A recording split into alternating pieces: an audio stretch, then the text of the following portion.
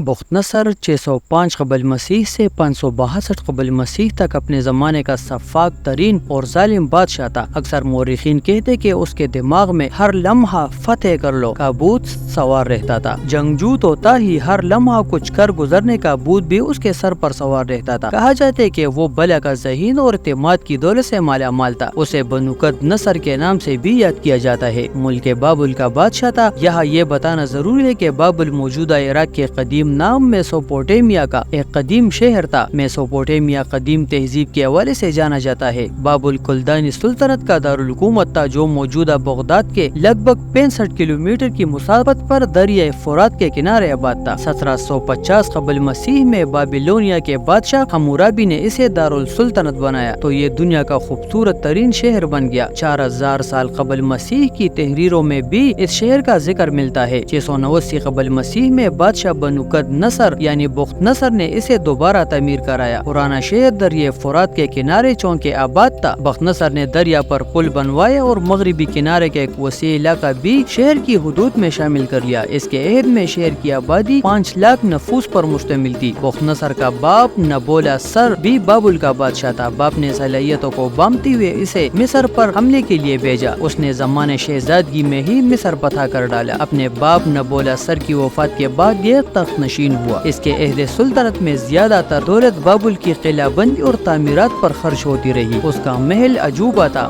اس کے تعمیر کردہ معلق باغات دنیا کے 7 قدیم عجائبات میں دوسرے نمبر پر شمار ہوتے ہیں۔ ایک روایت کے مطابق اس نے یہ باغات اپنی ملکہ شاہبانو ایرانی کی خوشی کی خاطر تعمیر کروائے تھے کیونکہ وہ ہر وقت اپنے ملک کی سرسبز و شاداب وادیوں کو یاد کرتی رہتی تھی۔ 80 فٹ بلند یہ باغات معلق نہ تھے بلکہ ایسی جگہ لگائے گئے تھے جو درجہ بدرجہ بلند ہوتی ہوئی 350 فٹ تک پہنچ گئی تھی۔ ان باغات کے علاوہ بنو نصر کے زمانے میں بابل علم و ادب اور تہذیب و تمدن کا بڑا مرکز بھی مانا جاتا تھا۔ یہ 6 صدی قبل مسیح کی بات ہے۔ بنی اسرائیل کی سرکشی، نافرمانی اور مشرکانہ حرکتیں حد سے تجاوز کر چکی تھی۔ ہر طرف ظلم و جبر، فساد اور لوٹ مار کا بازار گرم تھا تو قوم عمالقہ کا یہ ظالم بادشاہ بابل سے ایک بہت بڑی فوج کے ساتھ آندھی اور طوفان کی مانند راستے میں آنے والی تمام حکومتوں کو پامال کرتا ہوا فلسطین پہنچ گیا۔ تھوڑے ہی عرصے میں اس کی اینٹ سے اینٹ بجا دی۔ 40,000 سے زائد علماء کو قتل کر دیا، یہاں تک کہ وہاں ایک عالم بھی زندہ نہ بچا۔ بخت نصر بنی اسرائیل کے 80,000 افراد کو قیدی بنا کر بابل لے گیا۔ بخت نصر کی فوج نے بیت المقدس میں عظیم الشان محلات کو کھنڈرات میں تبدیل کر دیا۔ ہیکل سلیمانی میں موجود وسیع و عریض، نادر اور نایاب کتب سے مزین کتب خانہ جلا کر راکھ کر دیا جن میں دوسرے مذاہب کے اصلی نسخے بھی شامل تھے۔ قدرت کسی قوم پر اپنا قہر اور عذاب ایک دم سے نازل نہیں فرماتی بلکہ انہیں پہلے سدھرنے کے پورے مواقع فراہم کرتی ہے، پھر اسے جھنجھوڑتی ہے اور سبق سکھاتی ہے۔ تفسیر فاران میں ہے کہ جب یہودیوں نے فساد، شرانگیزی اور اللہ کے احکامات سے روگردانی کی تو اللہ عز و جل نے کسی ایسے شخص کو ان پر مسلط کر دیا جس نے ان کو ہلاکت اور بربادی سے دوچار کر دیا۔ پہلے جب انہوں نے فتنہ فساد کی اور توریت کے احکامات کو رد کیا تو بخت نصر کو ان کی طرف بھیجا جس نے ان کو تہس نہس کر دیا۔ کچھ عرصے بعد جب دوبارہ انہوں نے سر اٹھائے تو تیتوس رومی نے ان کی اینٹ سے اینٹ بجا دی۔ پھر کچھ عرصے بعد جب دوبارہ انہوں نے شرانگیزی شروع کی تو فارسی مجوسیوں نے ان کا حشر نشر کر دیا۔ اس طرح 515 قبل مسیح میں بیت المقدس دوبارہ آباد ہوا۔ بنی اسرائیل نے حضرت عزیر علیہ السلام کی موجودگی میں رو رو کر توبہ کی اور آئندہ خدا کے احکام کی مطابق زندگی گزارنے کا عہد کر لیا، لیکن یہ زندگی بنی اسرائیل کو پھر بھی راس نہ آئی۔ فارغ البالی نصیبی تو ایک دوسرے سے اختلاف اور جھگڑے پھر معمول کا مشغلہ بن گئے، یہاں تک کہ رفتہ رفتہ بنی اسرائیل پھر اسی حالت کو پہنچ گئے جس میں ان پر بخت نصر کی شکل میں عذاب نازل ہوا تھا۔